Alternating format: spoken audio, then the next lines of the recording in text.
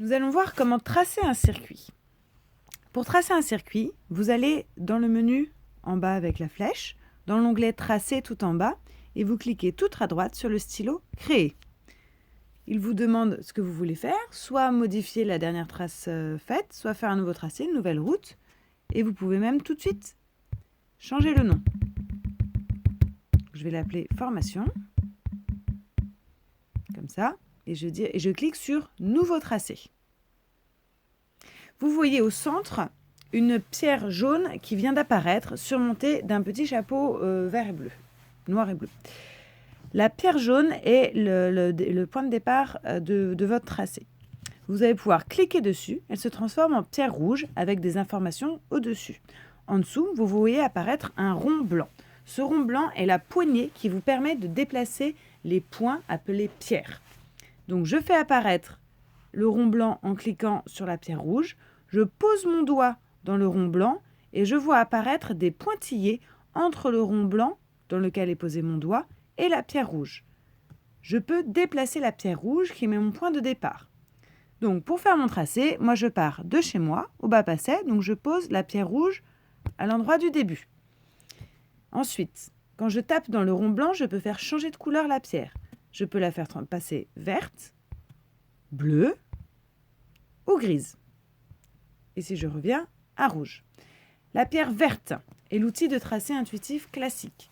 La pierre bleue est un outil de tracé automatique. L'application va vous faire prendre automatiquement les routes tracées sur la carte. Et la pierre grise est une pierre neutre qui vous permet de terminer un tracé. Donc on va commencer avec la pierre verte. Donc je clique plusieurs fois pour transformer ma pierre en verte. Je pose mon doigt dans le rond blanc, je laisse apparaître les pointillés et je vais déplacer mon doigt de telle sorte à ce que ma pierre rouge suive le tracé qui m'intéresse. On voit que des petites pierres jaunes apparaissent le long de mon tracé. Ce sont les pierres intermédiaires qui se déposent automatiquement. Lorsque je relâche mon doigt, on voit apparaître le tracé vert que je viens de faire. Je peux relâcher mon doigt, déplacer la carte, recliquer sur la pierre verte pour faire apparaître le rond blanc, poser mon doigt dedans, apparition des pointillés, et je continue mon tracé. Là, on voit que je suis en train de tracer une rando sur un chemin qui n'est pas sur la carte Iphigénie, de cette manière-là. Je me rends compte que je me suis trompée. Je devais partir à droite vers les masures. Donc, qu'est-ce que je fais? Je vais cliquer sur la poubelle qui est en bas à droite du téléphone avec écrit « Supprimer ». Ça va supprimer mes pierres une par une, dans l'ordre à quel je les ai faites. Voilà. Je reclique sur mon point vert, je pose mon doigt dans le rond blanc et je traverse la rivière pour retourner sur le chemin. Ça, c'est un outil qui est pratique pour tracer lorsqu'on n'a pas de réseau Internet et lorsqu'il n'y a pas de traces sur la carte comme je viens de le faire. Quand on suit des routes ou des chemins qui sont tracés, il peut être utile d'utiliser la pierre bleue. Donc pour ça, je tape une fois sur la pierre verte, une fois dans le rond blanc pour faire apparaître la pierre bleue.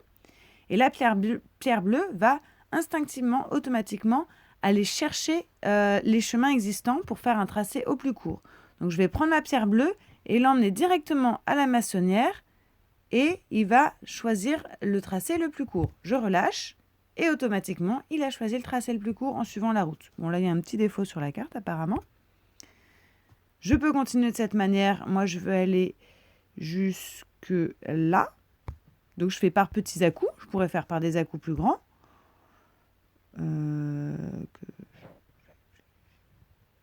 Si je veux aller jusque là, comme ça, voilà.